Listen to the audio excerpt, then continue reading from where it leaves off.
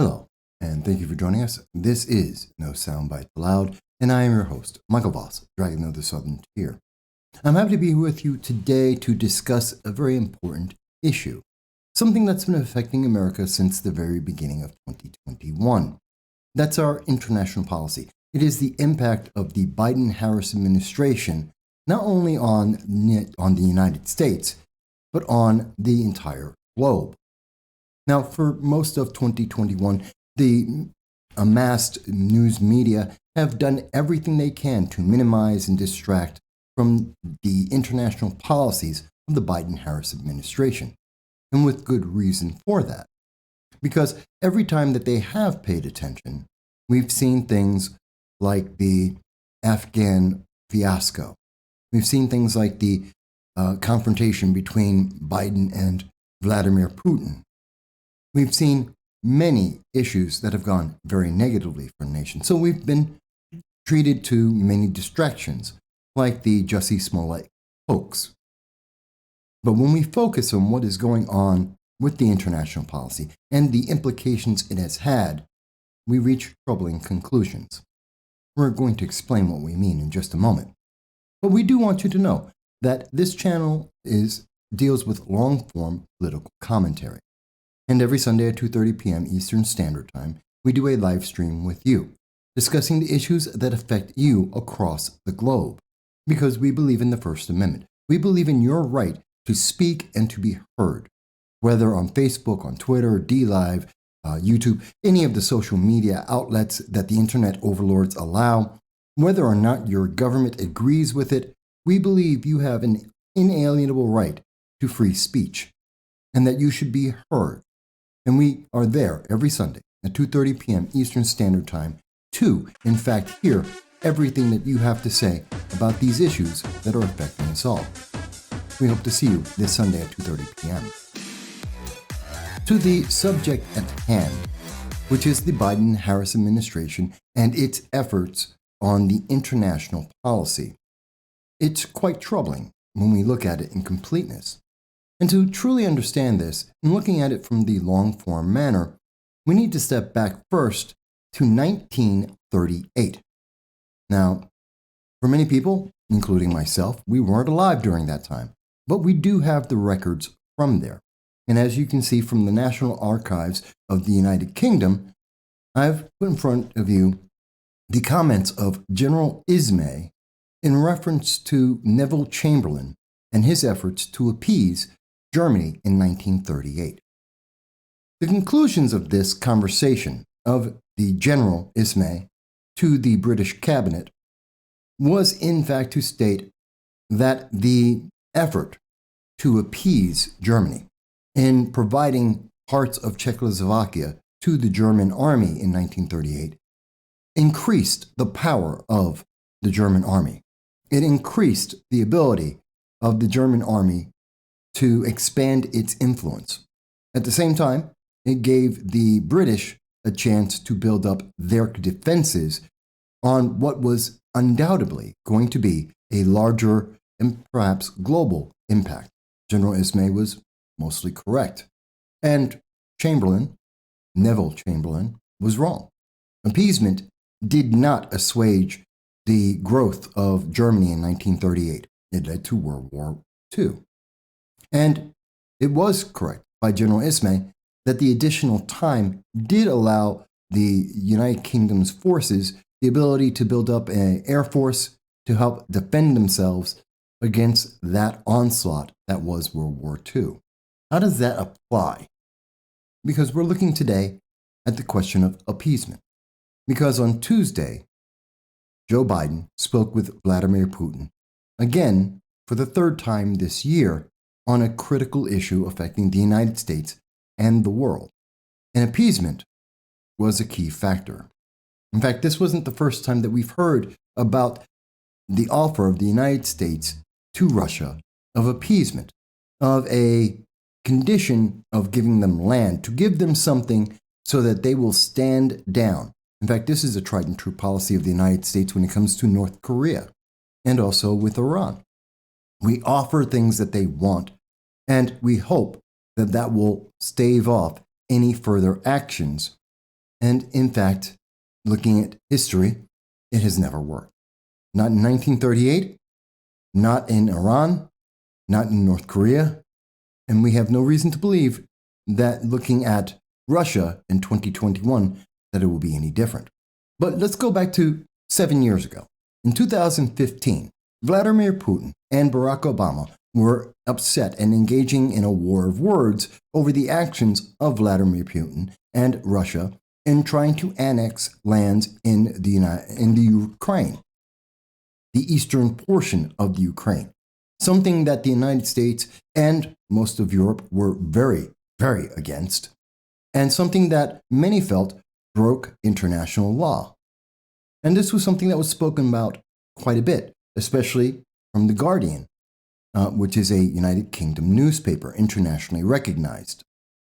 And that the Russians had said that this grab of land, this encroachment, this prelude to perhaps a larger war, was because of their humanitarian efforts to protect the Russians in eastern Crimea or eastern Ukraine. Overall, what we were able to take from that in 2015, President Obama said in reference to this, there is a suggestion that Russia's actions have been clever. But this has not been a sign of strength, rather a sign that countries near Russia have deep concerns about this kind of meddling, and if anything, it will push them further away from Russia. This was the Obama policy, the Obama administration international policy, being championed by both President Obama and then Vice President Joe Biden. The effort was to use diplomacy, words, to try and appease and to stop the Russian efforts to take land, to destabilize the Ukraine. And one of the key things about the Obama-Biden policy was to not use force. In fact, to ensure that there would be no threat of force being used against Russia. You may not recall this, but we do. As reported by the New York Times on June 11th of 2015, the New York Times mentioned that so far, the Obama administration, along with Vice President Joe Biden, has refused to provide lethal aid, fearing that it would only escalate the bloodshed and give President Vladimir Putin of Russia a pretext for further incursion. So the answer from the Obama-Biden administration was that if we were to allow the Ukraine to be able to defend itself from over 16,000 troops and tanks from Russia invading its land and destroying its sovereignty, well, that would be a bad thing. That would somehow cause a bigger problem. In allowing people to defend themselves, we're in a country where they don't have the Second Amendment. They don't have an inherent right to be able to defend themselves from invaders. To give them that opportunity to be able to do so, to defend themselves, that would be a bad thing, which is a very strange way of looking at it, you might think. In fact, as we saw, the Ukraine Prime Minister, Arseniy Yatsenyuk, I apologize, I got that name wrong, met with lawmakers in Washington to make the case for military and financial aid and was met with sympathy. Quote, there has been a strong bipartisan well of support for quite some time for providing lethal support, said Representative Adam Schiff, a Democrat out of California. He goes on to say, we have offered Russia all kinds of exit ramps, and they were clearly not interested in taking them. In 2015, even Democrats such as Adam Schiff, a leading Democrat of the Democratic Party, stated that Russia didn't care about the diplomacy, about the words that were being used, that the threats of sanctions and strong-worded international press meant nothing to Russia or to Vladimir Putin. They had a desire to take over the Ukraine. They were acting on that desire, and nothing was being done to stop them. In the latest sign of reluctance by the White House, Samantha Power, the United States ambassador to the United Nations, gave a speech on Thursday in Kiev, the Ukrainian capital, in which she excoriated Russia but did not mention sending offensive weapons as a possibility. Instead, she focused on combating the Russian misinformation campaign, praising the Ukrainians for undertaking a government overhaul and warning only vaguely of a stronger, tougher stance by the United States. This is the Obama administration legacy. The Obama-Biden administration in 2015, 2016 spoke a lot of words. They drew a lot of red lines in the sand and did nothing. They committed Twitter wars and social media attacks against their enemies and those nations that were acting in manners they did not like. And other than the drone strikes that were a highlight of the Obama-Biden administration attacking civilians, United States civilians in foreign lands, other than that, they took no other action of any significance, to be honest. And we see in 2015, the White House was adamant that they would use strong words and the internet, but they would actually take no action. They would not even help the Ukrainian people take care of themselves.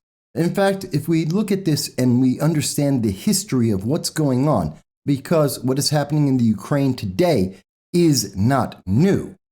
This is a legacy from over 7 years ago, from 2014, from the Obama administration and its actions internationally. But we see in 2017, there was a change. The U.S. agrees to provide lethal weapons to the Ukraine. In other words, we provided them with the small arms, rifles, handguns, mortars, and anti-tank weapons to defend themselves from Russia using its massive military to attack its nation, to destroy its sovereignty. We see that in 2017, it was the Trump administration that approved a plan to provide lethal weapons to the Ukraine in a long-awaited move that deepens America's involvement in the military conflict and may further strain relations with Russia. This was something that was proposed and presented for years to the Obama-Biden administration, something they rejected, even as the House of Representatives and the Senate requested the ability for the United States to provide the Ukraine the ability to defend itself. The Obama-Biden administration took no action. They deferred to Russia. They used Twitter and hashtags and strong words to try and make Vladimir Putin and Russia feel bad about annexing and invading a foreign sovereign nation. Going on with the Associated Press story from 2017, the move comes as the United States and European nations struggle to break a long logjam in the Ukraine-Russia conflict that erupted 3 years ago when fighting broke out between Russian-backed separatists and government troops in the east. France, Russia, Germany brokered a peace arrangement in 2015 that has lowered violence but not stopped it, and a political settlement outlined in the deal hadn't been fully implemented. That France-Germany deal was backed by the United States. In fact, the United States had great influence on that deal. We made many discussions with our NATO allies to promote a deal of appeasement. We appeased Russia. Through the efforts of the Obama administration, working in conjunction with Germany and France, we decided to give Russia land from the Ukraine. We allowed them to annex some of the eastern portion, the Crimea of the Ukraine. It's appeasement, the tactic that was used in 1938 by Neville Chamberlain, and it resulted in a failure. The Obama-Biden administration's international policy resulted in continued conflict and continued loss of lives, and it allowed the Ukraine to not be able to properly defend itself. And this was because Germany and France feared the economic ramifications of the United States taking true action to defend the people of the Ukraine and their sovereign beliefs and to deter Russia from expanding its efforts. And in 2017, when the Trump administration did take action to impose strong sanctions and coupled that with providing the people of the Ukraine the ability to defend themselves as if they had a Second Amendment, as if they were Americans, we saw that Russia backed down, that they slowed their pace, that they removed many of their troops, and the conflict did not escalate. And in fact, for the entire time of the Trump administration, Russia held back. A strong United States president held Russia at bay. Of course, that isn't a solution to the problem, because in 2021, we saw that the problem escalated once again. As you may recall, and as the news media does not want you to recall, in March of 2021, Joe Biden went on to the ABC News to state that he believes Vladimir Putin, the president of Russia, is a killer and that he was going to pay a price for his international actions, including his renewed grievances against the Ukraine. This was a strongly worded statement. In fact, George Stephanopoulos of ABC News, a former aide to the Clinton administration, asked whether he believes Mr. Putin is a, quote, killer in a pre-taped interview that aired on Wednesday. Joe Biden responded, "I do. The price he's going to pay, you'll see shortly." Now, that's a very strong thing for a president to say to another president of another nation. Obviously, this was meant as a threat. It was meant to cause Vladimir Putin to shake, to understand that the full might of the United States could be put against the efforts of Russia, especially in reference to the Ukraine. It was meant to cause pause in Vladimir Putin based on his long-term experience with Joe Biden, having spoken with him as vice president and in his time in the Senate. Well, as we reported on March 19th, 2 days after that event, Biden was playing Russian roulette, and he lost. Vladimir Putin laughed in the face of Joe Biden. In fact, he went on international television and laughed in the face of Joe Biden and what Joe Biden had said. It had no impact. That may be troubling by itself, that a president of the United States could be shrugged off, could be internationally embarrassed, that he could be laughed at, literally laughed at, is something that many Americans didn't see because the major news media didn't cover that. But internationally, the rest of the world saw that the United States was just that much weaker, that a Vladimir Putin in Russia could literally laugh off a threat because Joe Biden said that Russia was going to pay for its actions, that Russia was going to pay for its aggression against the Ukraine to take on and harm the independence and sovereignty of a nation, that they were going to pay for this. As we heard Joe Biden strongly say in March on national TV. And how did Russia pay for this? How did Joe Biden make sure that Russia would quake and fear the power of the United States? He funded an oil and gas pipeline from Russia to Europe. The Biden administration waived all sanctions and allowed and cleared the path for Russia to create a pipeline to increase their economic wealth and their power over Europe. He empowered Russia. That's a very odd way to make them pay. It doesn't seem to make a lot of sense, especially when we understand that when Canada wanted to place a pipeline to the United States, the XL pipeline, and that would enable and strengthen the economy of the United States and help our relations with our northern neighbor, on the very first days of the Biden administration, he struck that deal down on the claims of the environment. He had to protect the environment, not the 11,000 Americans that were working not the economic and energy future of the United States, but the environment. Climate change was more important. But that same climate, that same environment was meaningless when it came to Russia. And so billions, approximately $11 billion was used to fund the Nord pipeline, improving the position of Russia. And Foreign Minister Sergei Lavrov said Russia and the U.S. had, quote, serious differences, but should work together, quote, in spheres where our interests collide, end quote. Mr. Blinken, Antony Blinken, Secretary of State for the United States under the Biden-Harris administration, said Mr. Biden wanted a, quote, predictable, stable relationship with Russia, end quote.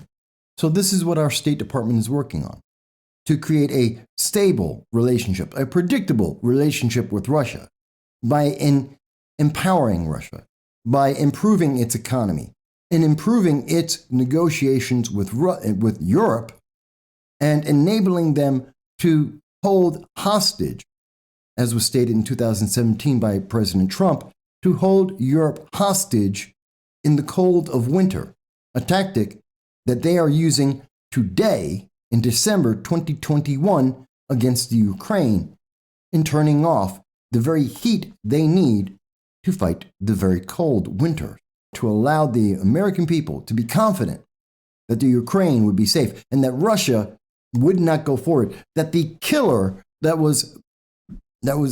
is Vladimir Putin had been restrained. Let's fast forward a little bit. Because as the Guardian reported on December 6th of 2021, just 4 days ago, the United States is now saying that it will send troops to Eastern Europe if Russia invades the Ukraine. I want to be very clear.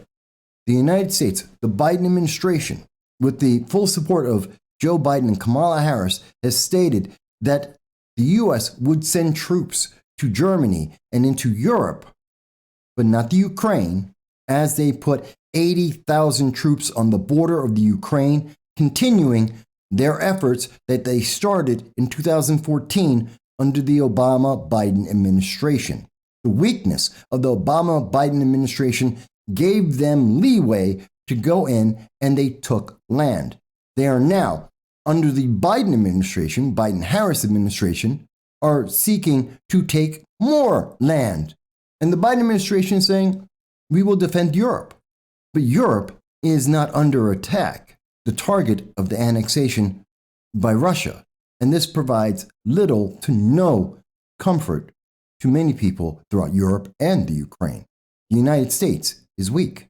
As we can see from Foreign Policy, a internationally recognized news agency, Biden must choose between appeasement and deterrence in the Ukraine, because Russia is not making a bluff. And the United States financial sanctions possibly could stop Putin from taking on more land, doing exactly what he did in 2014 and was rewarded for in 2015 with great help from the Obama-Biden administration. These are the efforts, these are the things that we can see. There are broadly three positions: that Moscow is bluffing, that it poses a real threat to Kiev and the Ukraine should make concessions, or that Washington and its allies must threaten a strong response to deter further Russian aggression. These are the only three options that are available. They were the only three options available in 2014.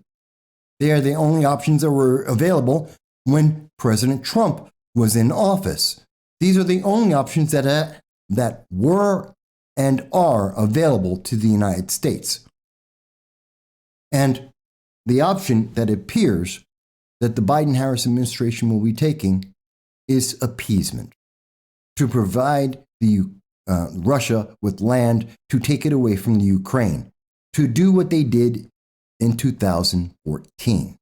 Now, the White House, for its own sake, has said that the White House plans to continue to pressure to continue its pressure on Russia to ease up the Ukraine, making it clear that there would be significant financial repercussions if they step out of line. The Russian Foreign Ministry has accused the Ukraine of advancing artillery towards the front line and failing to engage in peace talks. Please remember, Russia hasn't been in peace talks since 2014 in reference to the Ukraine. They never did that, even though a deal was made. Let's keep in mind that, once again, the White House is saying that there's going to be economic pressure. This is the same economic pressure that the United States used to create the Nord Stream deal, to provide Russia with a pipeline. After threatening Russia and stating that they were going to pay. Do you have any confidence in the words? Do you have any confidence that this is true? That somehow the Biden-Harris administration is going to make Russia pay for its actions? Do you have any reason to have confidence or belief that the Biden-Harris administration will not return to the Obama policy of ceding land, of appeasement? Because even as the White House and the White House spokesperson Jen Psaki tells the U.S. media that they would never support the appeasement of giving land for peace, we see that, according to the Associated Press, Biden assures the Ukraine's leaders of support to deter Russia, and they critically state, administration officials have suggested that the United States will press the Ukraine to formally cede a measure of autonomy within its eastern Donbas region, which now is under de facto control by Russian-backed separatists who rose up against Kiev in 2014. That's appeasement. Decentralization of the Ukraine and a, quote, special status, end quote, for Donbas were laid out in an ambiguous European brokered peace deal in 2015, but it has never taken hold. More autonomy could formally give residents of that region more autonomy over some local issues. The administration officials made no mention of ceding any territory, but the U.S. has pressured the Ukraine. Joe Biden has once again gone back to the Ukraine and told them they have to bend to his will, just as they did when they were investigating his son, Hunter Biden. And it was at that time that Joe Biden gleefully told the Ukraine that they would end any investigations against his son, or all U.S. funding and support would be removed. Joe Biden has said so himself. There is video of him saying this. And now we have that same Joe Biden looking at the Ukraine once again and telling them that they must give up their sovereignty. They must give up their territory to be able to get peace, or at least the promise of peace, which is what the Biden administration hopes for. And we see that from The Economist today, that is December 10th. If the United States pulls back, the world will become a more dangerous place. Democracies must start preparing for a United States that fails in its efforts. We have to understand that if the United States does not move forward, if the United States does not support the sovereignty of the Ukraine, then we fall into a cycle that we saw in 1938. We have been given this example once before. In 1938, we were shown that appeasement does not work. That while it may attain some short-term goals, that it may provide some semblance of planning, some options, it does not negate the cause, the root problem, which is the aggression of nations against the sovereignty of other nations. That it does not increase world peace. In fact, it moves us further and further forward to, well, less peace, more violence, potentially war, potentially global wars. The Biden administration has failed. We've seen that throughout 2021, whether it's the United States economy, thus affecting the global economy, whether it's about protecting American citizens, including the 450 Americans at least, if not several thousand, that remain in Afghanistan being hunted down by ISIS, the Taliban, and Al-Qaeda.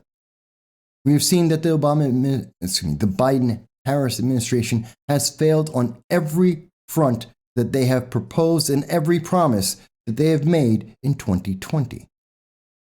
And now we see that the Biden-Harris administration continue to fail on an international policy. In fact, what is the international policy of the Biden-Harris administration? It was never stated in the 2020 presidential election. It has never been stated since that time. To this day, there is no defined policy of the Biden-Harris administration except appeasement. We appeased the Taliban, and the United States ran away from Afghanistan, causing death and destruction and continued terror against the world and American citizens. In Iraq, the United States has failed. In Syria, the United States has failed under the Biden-Harris administration. And now we have the Ukraine, where the United States is failing. We have the Iran nuclear deal, where the United States is failing. We have Taiwan, which is where the United States is failing. The Biden-Harris administration is a demonstration in failure. It is a demonstration of the folly of following the ideas of the past that they themselves also failed. Joe Biden seems to be reliving 1938, or perhaps he's reliving 2015. Either way, this gives no comfort to the Ukraine, and therefore it gives no comfort to the United States or any of our allies in NATO or anywhere around the globe. If the United States will not stand up for democracy, if it will not stand up for the sovereignty of any nation against the aggression of other nations, if the United States is more willing to appease some of the most violent governments the world has ever known, whether that be Russia or China or Iran or North Korea, then what chance does the world have to remain peaceful, or as peaceful as the world generally is? But perhaps you think we've misunderstood the international ramifications of the actions of Joe Biden. Perhaps you think that we have misstated the history of 1938 and Neville Chamberlain, or the Obama administration with Joe Biden in 2015. Perhaps you think there's a different outcome that will happen because of repeating the same actions that we have done in the past that failed. If you do, we look forward to seeing your comments. We want to hear your thoughts to understand what we may have missed. And of course, we look forward to seeing you every Sunday at 2:30 p.m. Eastern Standard Time to join us in a live stream to discuss this and other issues that are affecting our nation every day and the globe as well. We thank you. We look forward to seeing you again soon.